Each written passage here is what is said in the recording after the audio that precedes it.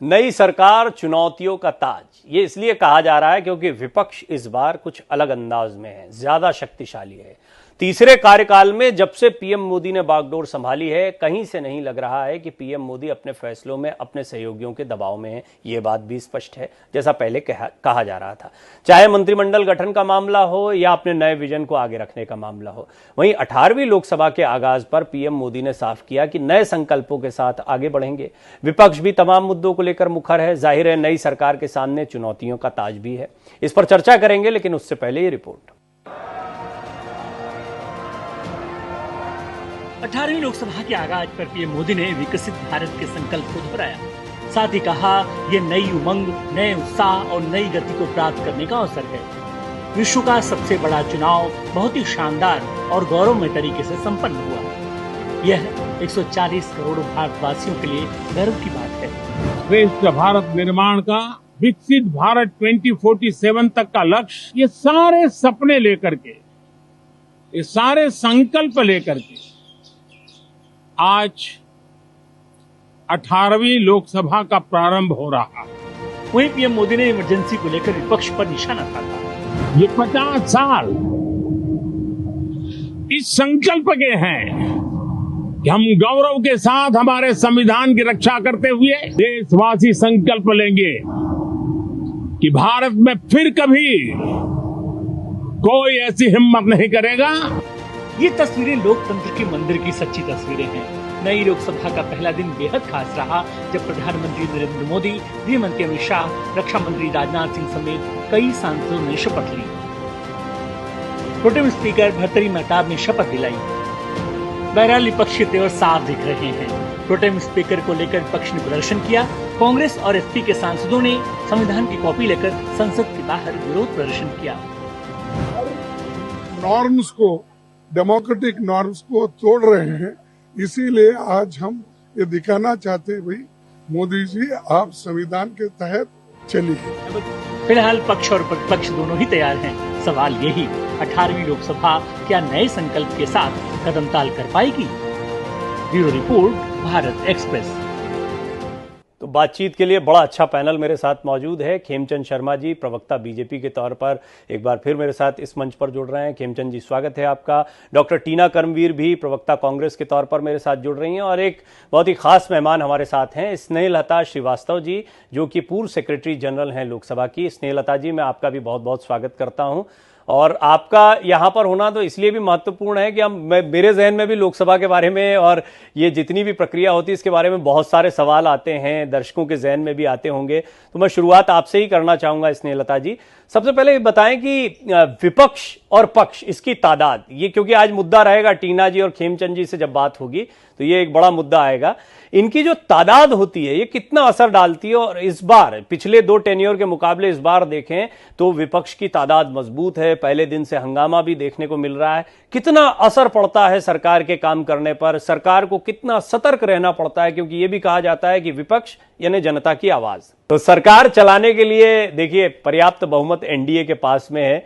इस बार प्रधानमंत्री मोदी जो है तीसरी बार सत्ता में आए हैं। बस फर्क इतना है कि इस बार बीजेपी के पास अपने दम पर पूर्ण बहुमत नहीं रहा, लेकिन टीडीपी, जेडीयू जैसे और भी कई, चिराग पासवान हैं और भी अन्य दल हैं जिनके सहयोग से सरकार बहुत ही आसानी से बना ली है। तो खेमचंद जी, अगर आपको हम सुन पाए तो मेरा सवाल तो आपसे पूछ ही चुका आ रही है। जी जी, आवाज जी, बोले आवाज आ रही है जी। देखिए, विपक्ष को देख के एक कहावत याद आती है, बिल्ली 100 चूहे खा के आज को चली। ये इमरजेंसी की पूर्ण संध्या पे किसको लेके घूम रहे हैं? ये कहते हैं कि हम संविधान की कृति को लेके घूम रहे हैं, हम संविधान के अनुसार देश को चलाना चाहते हैं। कौन? वो लोग जिन्होंने संविधान को सस्पेंड किया, वो प्रथम फैमिली जिन्होंने संविधान को तार-तार करते हुए लाखों लोगों को जेल में ठूसा, हजारों परिवारों को बर्बाद किया। इन्होंने देश को इस तरीके से दोहन किया कि उस समय, आज भी उस समय के जो लोग जिन्होंने जेल में यातनाएं झेली, आज भी जब उनसे आप बात करेंगे आंसू आ जाएंगे। कई के परिवार खत्म हो गए, कई के हाथ पैर तोड़ दिए गए, कई को पैरालाइज कर दिया गया, और हजारों लोगों का तो पता ही नहीं कि वो कहां चले। ऐसे लोग आज कहते हैं कि भारतीय जनता पार्टी संविधान का सम्मान नहीं करी। भारतीय जनता पार्टी ने 10 साल में अब और 6 साल पहले जब अटल बिहारी वाजपेयी जी के नेतृत्व में सरकार चलाई थी, संविधान को मजबूत किया, एम्पावर किया, संवैधानिक संस्थाओं को एम्पावर किया, संवैधानिक संस्थाओं को काम करने दिया, जिस काम के लिए उनको स्थापित किया गया था वो काम करने दिया। हम लोगों ने परिवार की भलाई के लिए नहीं, बल्कि 140 करोड़ देशवासियों के भलाई के लिए संवैधानिक संस्थाओं को लगाया। कांग्रेसी क्या चाहते हैं? उनके फायदे के लिए। अरे विपक्ष तो विपक्ष है, चाहे उनके पास 160 सीट हो, चाहे 200, चाहे उनके पास 232 सीट हो, उससे फर्क क्या पड़ता है? क्या हमारे यहाँ पे संविधान क्या कहता है कि मेजोरिटी जिसकी है उसकी सरकार है, मेजोरिटी के हिसाब से बिल पास होंगे।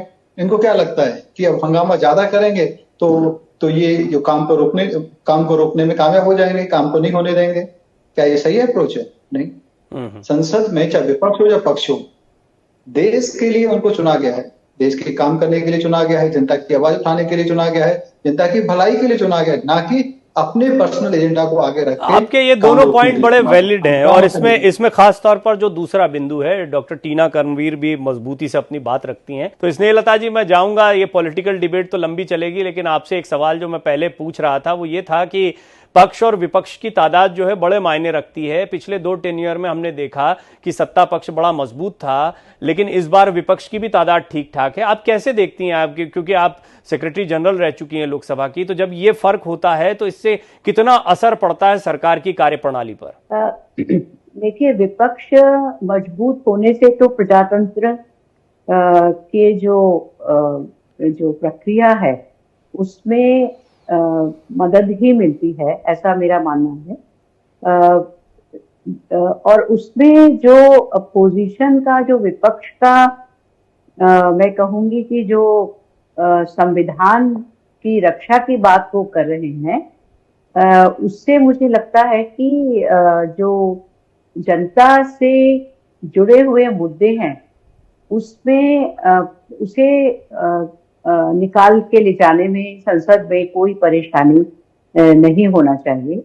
और चूंकि जब मेजॉरिटी बहुत ज्यादा होती है तब उस समय थोड़ा सा पुश ज्यादा किया जाता है जो पार्टी इन पावर होती है, और उसकी वजह से जो थ्रेड बेयर एक एग्जामिनेशन होता है किसी भी बिल का और कोई भी मुद्दे का, उसमें चूंकि उनके पास मेजॉरिटी होती है तो उनको इसकी चिंता नहीं करनी होती है कि वो पूरा प्रक्रिया कंप्लीट करें और विपक्ष को विश्वास में लें और उसके बाद पास करें।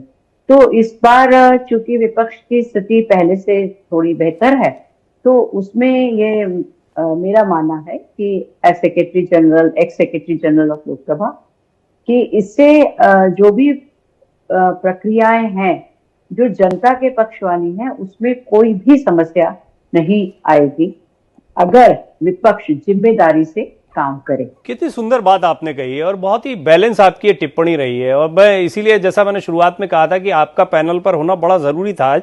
पर एक सवाल मैं आपसे जानना चाहता हूं कि आमतौर पर हम देखते हैं कि विपक्ष जो है वो सत्ता पक्ष के खिलाफ ही होता है, हर चीज में विरोध होता है। ये बात आपने हालांकि लास्ट लाइन में कह दी है कि जनता के जो पक्ष के या जनता के जो फायदे के विधेयक हैं उनमें बहुत ज्यादा विरोध नहीं होना चाहिए, लेकिन इसके बावजूद आपको नहीं लगता कि एक ऐसी टसल शुरू हो जाती है जब इतनी ताकत के साथ में लड़ाई होती है, तो जिसमें बहुत सारे काम करना या बार बार संसद का भंग होना, स्थगित होना, ये सारी समय की बर्बादी भी होती है और जनता के कई काम लटकते भी हैं? जनता के काम लटकने जैसा तो मुझे नहीं लगता है, परंतु हाँ, जो कानून बनते हैं जो कि प्रमुख जिम्मेदारी है संसद की, उसमें थोड़ा समय लगता है, क्योंकि जो भी बिल है उसको स्क्रीनिंग कमेटी को भेजना, वहां पे सभी से चर्चा करना, उसके लिए ये लोग प्रेस कर सकते हैं, विपक्ष प्रेस कर सकता है। जबकि पहले मेजॉरिटी होती है तो जैसा पार्टी जो सत्ता में होती है वो अगर उसे जल्दी पास कराना चाहती है तो वो स्क्रीनिंग कमेटी को या स्टैंडिंग कमेटी को नहीं भेजती है, और उसमें जल्दी में कई बार ये भी हो सकता है कि कुछ प्रावधानों का एग्जामिनेशन ठीक से ना हो, जो कि बाद में संशोधन के जरिए ठीक हो सकता है, इसमें कोई संदेह नहीं है। जी टीना जी, सवाल मेरा वही है, इमरजेंसी की पूर्व संध्या, उससे पहले संविधान की कॉपी दिखाना, आपका नैरेटिव आप रख रहे हैं, बीजेपी अपनी बात को फिर पुरजोर तरीके से रखेगी, वो काले दिन को याद दिलाएगी, काले समय को याद दिलाएगी? जी, मेरी आवाज हाँ आ रही है, आपकी आवाज आ रही है। जी जी जी। जय हिंद, जय संविधान। देखिए, सबसे पहले तो आज का दिन बहुत खास रहा कि जिस तरीके से संसद के अंदर हमारे जितने नेता हैं संविधान साथ में लेकर आए, और ये संविधान की ताकत थी कि जो कि कह रहे थे कि हम सत्ता में आएंगे तो संविधान बदल देंगे, उनको बहुमत से दूर रख दिया, क्योंकि यही वो लोग थे, इनके नेता उछल उछल कर कह रहे थे। और ये बदनसीबी है इस देश की कि कुछ लोग जो संविधान बदलने वो उसमें भी पहुंच गए हैं। एक तो वो महिला थी जो कह रही थी कि 2014 के बाद उनको इस देश को आजादी मिली है। तो मैं आज सबको बधाई देना चाहती हूँ कि जिन्होंने शपथ ली है, लेकिन ये जरूर कहना चाहती हूँ, देखिए आज जब देश के प्रधानमंत्री बाहर आकर अपना संदेश दे रहे थे तो मुझे उम्मीद थी कि वो नीट के छात्रों के लिए बोलते, लेकिन वो नहीं बोले। अभी 15 दिन ही हुए हैं उनको, तो एनडीए की सरकार बने हुए, आतंकवादी हमले हुए हैं जम्मू कश्मीर में, वो उस पर एक शब्द नहीं बोले।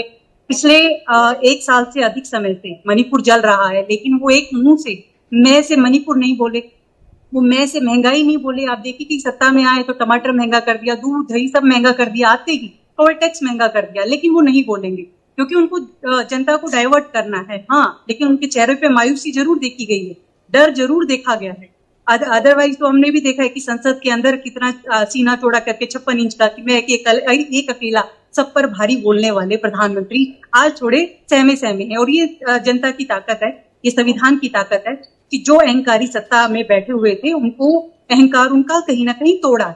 और दूसरी बात, आज जब हम संसद में थे तो हमारा सबसे पहले यही है कि ये देश संविधान की बदौलत चलेगा, संविधान के तहत चलेगा। ये इस तरीके से नहीं कि आपने रातों रात कृषि कानून बना दिए, अब ऐसा नहीं होगा। और अब हम कहते हैं बार बार, पसीना पोंछ कर आइए, पानी ज्यादा पीकर आइए। और तीसरी बात, कुर्सी की पेटी बांध लीजिए, क्योंकि अब संसद के अंदर शेर बब्बर आ रहे हैं। वो सवाल पूछेंगे आपसे, आंखों में आंखें डालकर आपसे सीधा सवाल पूछेंगे कि क्यों। बढ़िया बढ़िया, मुझे लग रहा है यहाँ पैनल पर भी विपक्ष जो है वो अब धीरे धीरे बड़ा मुखर हो गया। हालांकि आप पहले भी मुखरता से बात रखती रही, लेकिन वो ये सवाल तो बरकरार है।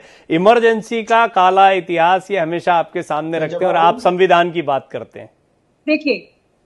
देखिए, मुझे उम्मीद थी, मैं बार बार ये कहूंगी कि देखिए देश के प्रधानमंत्री हैं, वो सबके प्रधानमंत्री हैं, वो सिर्फ भारतीय जनता पार्टी के प्रवक्ताओं के ही प्रधानमंत्री नहीं है। और हमें उम्मीद है कि वो इस तरीके की बयानबाजी करने की बजाय वो ये देश को ये संदेश दे कि क्या वो रोजगार देंगे, क्या वो नीट के छात्रों को इमरजेंसी वर्सेस संविधान की कॉपी लेकर प्रदर्शन, ये थोड़ा सा जानना चाहें। नहीं, डाइवर्ट कर ही नहीं सकते। अब हम डाइवर्ट होने ही नहीं देंगे किसी भी इशू को। अब हम सीधा सवाल पूछेंगे कि आज छोटे छोटे बच्चे जो हैं, ठीक है, ये अगर ये मुद्दा उठाते तो डाइवर्ट करने की कोशिश है। खेमचंद जी कुछ बोलना चाह रहे हैं, सुन लेते हैं अब थोड़ा सा, और फिर स्नेहलता जी से भी मैं लगातार लेकर जाएंगे, क्योंकि 10 साल जनता ने अन्याय ही झेला है, इसीलिए हम ये सवाल। ठीक है टीना जी। हाँ खेमचंद जी बोलिए। देखिए, दिल्ली 100 चूहे खा के हज को जा रही है। संविधान को सस्पेंड कर देते हैं, लाखों लोगों को जेल में ठूस देते हैं, हजारों लोगों को मार देते हैं, और वो कहते हैं कि हम संविधान की रक्षा करना चाहते हैं। सबसे ज्यादा संविधान में जो अमेंडमेंट है उन्होंने किए, मेजर चेंजेस किए, मूल जो स्ट्रक्चर संविधान का उसको उन्होंने परिवर्तन किया, और अब ये कहते हैं कि संविधान की रक्षा करना चाहते हैं। हम लोगों ने 6 साल पहले अटल जी के समय में और 10 साल मोदी जी के समय में हम लोगों ने संविधान को मजबूत करने का काम किया। रिजर्वेशन वुमेन्स को दिया तो उसमें संविधान मजबूत होता है। हम लोगों ने 370 हटाया तो संविधान मजबूत होता है। हम लोगों ने संविधान के माध्यम से कह रहे थे अजीत पवार देश के किसान 70,000 एक बात तो है खेमचंद जी, एक बात तो है खेमचंद, टीना जी रुक जाइए, बात सुन ही नहीं पाएंगे किसी की। खेमचंद जी एक बात तो है, आपको आज एक मुद्दे पर बार बार बोलने के लिए विपक्ष मजबूर तो कर रहा है, चाहे प्रधानमंत्री जी हो, चाहे आप हो, चाहे कोई भी हो। नहीं, हमें इन्होंने तो अपने पैरों पे कुल्हाड़ी मार ली।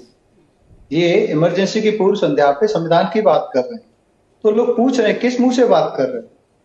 क्या आप ये कहते हो कि इंदिरा गांधी जी गलत थी? क्या आप ये कहते हो कि फर्स्ट ट्वेंटी गलत है? वो भी नहीं कहना। मेरा पूरा आधा घंटा निकल जाएगा, टीना जी इस पे कुछ बोलेंगी नहीं, आप इसके अलावा कुछ नहीं बोलेंगे, दोनों चीजें ऐसी हो जाएंगी कि मेरे लिए बड़ी मुश्किल हो जाएगी। मैं कंप्लीट करना से अनुरोध है, हमारी सरकार में एक भी ऐसा इंस्टेंस नहीं है कि हमने संविधान के मूल जो स्ट्रक्चर है उसमें बदलाव किया हो। नहीं, हम लोगों ने मजबूती के लिए, अपलिफ्टमेंट के लिए, डेवलपमेंट के लिए, लोगों की भलाई के लिए काम किया, और वही हम करते रहेंगे। लेकिन घमंड देखिए, चौथे आसमान पे घमंड है। कहते हैं कि अब हम 232 हैं तो संसद को चलने नहीं देंगे, हंगामा करेंगे, हमारी आवाज में दम है। कितना नकारात्मक सोच है। अरे हमारा संविधान कहता है जिसकी मेजोरिटी उसकी सरकार, और जिसकी सरकार है वो सरकार चलाएगा। जो विपक्ष में संवैधानिक तरीके से, कंस्ट्रक्टिव तरीके से सहयोग करेगा। जहां गलत है उसको क्रिटिसाइज करेगा, जहां सही है वहां सहयोग करेगा। पहले दिन ही ये क्या चाहते हैं, आदरणीय प्राइम मिनिस्टर मोदी ने बहुत ही कंस्ट्रक्टिव तरीके से बोला है, नई संसद है, नया सत्र है, नए तरीके से चलाएंगे, सहयोगात्मक चलाएंगे। कि सरकार चलाने के लिए तो मेजोरिटी चाहिए, लेकिन देश चलाने के लिए सहयोगात्मक, मतलब सबको साथ में लेके आगे चलना, और सब साथ में लेके सब साथ में काम करेंगे। ठीक है खेमचंद जी, आपने अपनी बात को रखा, विस्तार से रखा। स्नेहलता जी भी हमारे साथ बनी हुई हैं। सोच के साथ आगे बढ़ रहे हैं। मैं आऊंगा टीना जी, आपके पास भी आऊंगा। देखिए स्नेहलता जी भी हमारे साथ मौजूद हैं, इस पूरी कार्यवाही को बड़े करीब से जानती समझती हैं, तो उनकी एक एक बात जो है हमारे आपके सबके लिए श्रोता के तौर पर बड़े काम की रहने वाली है। स्नेहलता जी, ये संविधान को लेकर जो बहस चल रही है, और अभी आपने देखा कि मेरे दोनों पैनलिस्ट जो दोनों पार्टियों से हैं वो भी संविधान को लेकर ही यहां पर डिस्कस करते दिखाई दे रहे हैं। ये संविधान बदल देंगे, ये भी एक नैरेटिव दिखाई देता है। संविधान में अगर सरकार बहुत ज्यादा मेजोरिटी से बार बार आती है तो तानाशाही ना आ जाए, ये भी एक नैरेटिव रहता है। इन नैरेटिव्स के बीच में हकीकत आप कैसे देखती हैं? देखिए, लोकसभा में जो भी प्रक्रिया और नियमावली के हिसाब से जो काम होता है, जो प्रेसिडेंट्स होते हैं, उसके हिसाब से लोकसभा में, संसद में काम होता है। और उसमें जो भी मुद्दे लाए जाते हैं, जो भी बिजनेस ऑफ द डे, जो भी चर्चा के बिंदु रखे जाते हैं, ये सभी पार्टियों से बात करके, प्रजातांत्रिक तरीके से बात करके तय होते हैं। समस्या तब आती है जब कोई छोटी बात हो या बड़ी बात हो, जो भी हो, संसद में आपसी बातचीत में किसी बात पर बहुत ज्यादा हंगामा होने लगता है, या वॉकआउट हो जाता है, या फिर नारेबाजी हो जाती है, वेल में आ जाते हैं, तो ये सारे के सारे नियमों के विपरीत चीज है।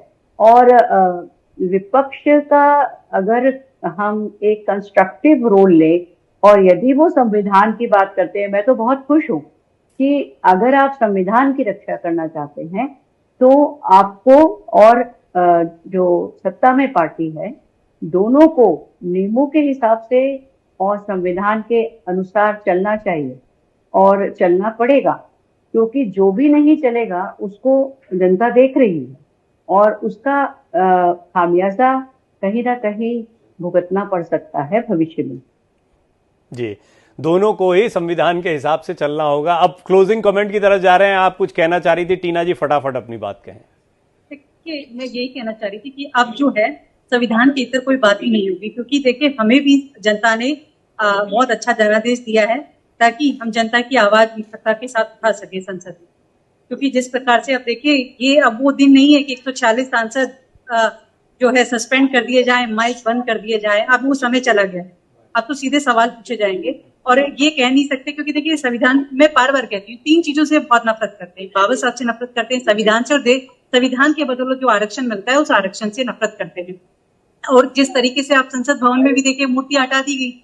हम बार बार यही बात कह रहे हैं कि जो संविधान में लिखा है उसके तहत ये देश चलेगा। आपने कई सारे आरोप लगा दिए हैं। क्लोजिंग कमेंट पे जा रहा हूं तो खेमचंद जी के बिना जा नहीं सकता हूं, इसलिए खेमचंद जी आप इस पर कुछ काउंटर करना चाहें तो कहें। देखिए, मैं तो विपक्ष से अनुरोध कर सकता हूं कि सकारात्मक तरीके से काम करिए, पॉजिटिव तरीके से काम करिए। जनता ने आपको मौका दिया है, कहीं ऐसा ना हो फिर से आपको 40 तक पहुंचा दें। रही भारतीय जनता पार्टी की बात, तो भारतीय जनता पार्टी सकारात्मक रूप से काम करेगी, लगातार करेगी, और जो हमारा लक्ष्य है कि हम गुड गवर्नेंस देते हुए देश को एक विकसित राष्ट्र बनाएंगे, उस पर हम तेजी से काम करते रहेंगे। जितने भी ऑब्स्टेकल, जितने भी अड़ंगे डालने की कोशिश करते रहे, उससे कोई फर्क नहीं पड़ेगा। सरकार अपना काम करती रहेगी। सरकार लगातार इनसे अनुरोध भी करती रहेगी कि पॉजिटिव तरीके से काम करें, कंस्ट्रक्टिव तरीके से काम करें। देश हित सर्वोपरि है, हमारे पर्सनल हित सामने नहीं आने चाहिए। चलिए, विपक्ष और आपका खेमचंद जी और टीना जी, आपका धन्यवाद करता हूं। विशेष तौर पर आज विशेष अतिथि के तौर पर स्नेहलता जी हमारे साथ जुड़ी, जो पूर्व सेक्रेटरी जनरल लोकसभा है, उनका मैं विशेष धन्यवाद करता हूं, क्योंकि आज उन्होंने बड़ी बैलेंस तरीके से, जब 2 पॉलिटिकल पार्टियों की बातें चल रही हो, बहुत सारे नैरेटिव भी सामने आते हैं, तो उसमें एक बैलेंस व्यू भी बहुत जरूरी होता है। और हाँ, एक अच्छी बात उन्होंने कही कि विपक्ष जो है वो एक तरीके से जनता की आवाज कहा ही जाता है हमेशा से लोकतंत्र में, तो विपक्ष भी बहुत कंस्ट्रक्टिव भूमिका में यहां पर दिखाई दे सकता है, और कई सारे मामलों में अगर वो गलत लगते हैं तो उनका विरोध पुरजोर तरीके से कर सकता है। आप सभी मेहमानों का बहुत बहुत धन्यवाद।